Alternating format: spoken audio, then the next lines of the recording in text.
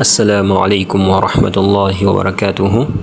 Naam, omulundi ogwaleero tugenda kusoma ku amateeka aga miimu saakina, miimu ya sukuuni, era nga ku mulundi ogwaggwa twagamba nti amateeka gano gali asatu. Waliwo etteeka erya ikhfaa'u eritegeeza okukweka, n'obeerawo idghaamu nga litegeeza okuyingiza miimu saakina eno mu nnyukuta endala, then n'obeerawo ne idhaaru. Nga ku mulundi ogwasemba twalaba idghaamu. Ku mulundi guno tugenda kulaba omuteeko ogwokubiri ogwa ikhfaa'u ogutegeeza okukweka.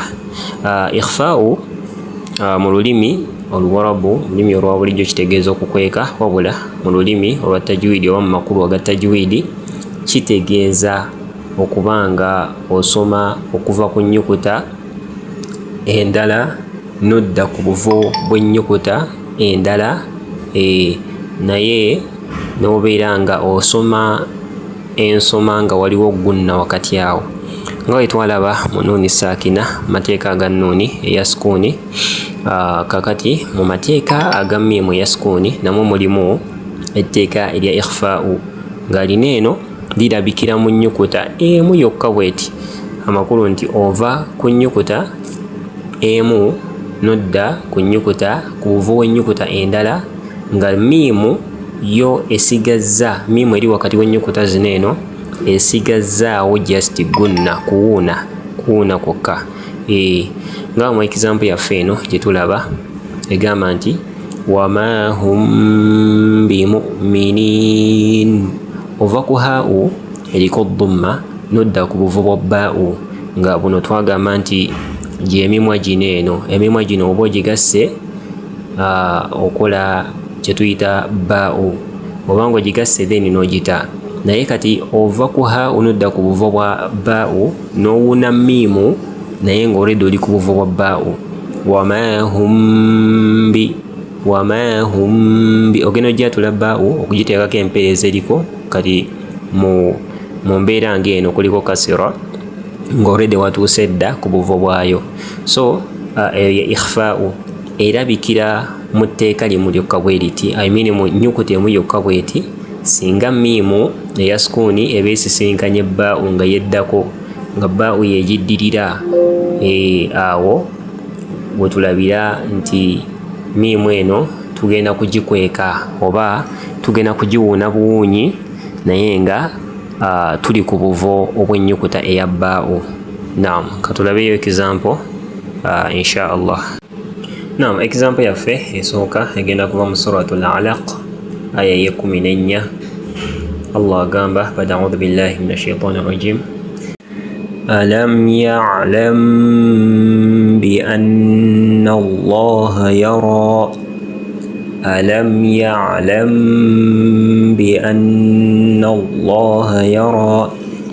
Wali green engeri gyempuunamu miimu ng'esisinkanya baa'u, miimu eya sukuuni oba esisinkanya baa'u ekola kye tuyita ikhfaa'u.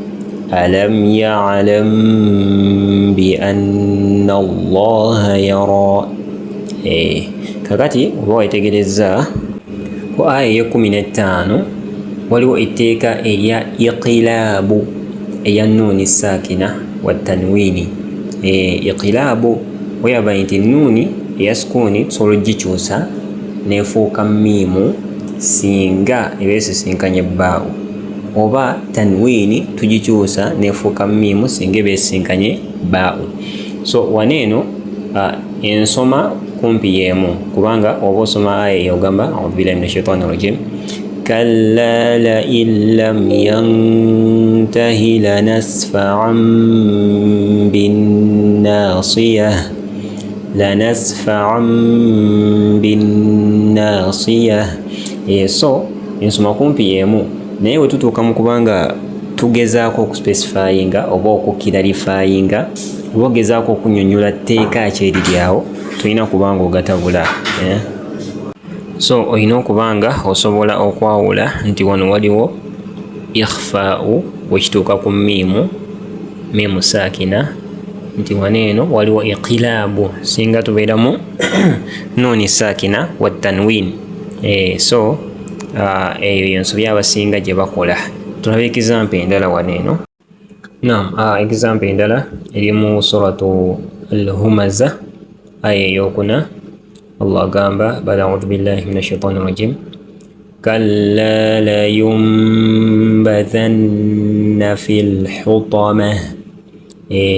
Wetegereza goloza teeka ki eriri etteeka eriri awo sooka ne wetegereza nti wano waliwo nuuni yasukuni nga yekyusiddwa okubanga efuulibwa miimu olw'okuba nti bba ejja oba miimu yasukuni yeriwo. Ekyo kyekikubuulira nti lino tteeka bwe liti lyeririwo. So wano eno bwe tuba twetegereza waliwo etteeka lya iqilaabu, eno si ikhfaa'u eya miimu saakina. Kambawo example endala. Mu suratu Abasa aya 16 Allah agamba a'udhu billahi minash shaitanir rajim kiramin barara.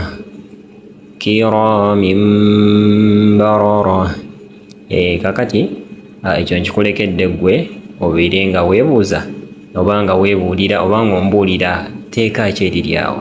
Mbuulira tteeka ki eriri awo, iqilaabu eya nuuni saakina wa tanwin oba ikhfaa'u. Assalamu alaikum wa rahmatullahi wa barakatuh. ولقد يسرنا القرآن للذكر فهل من مدكر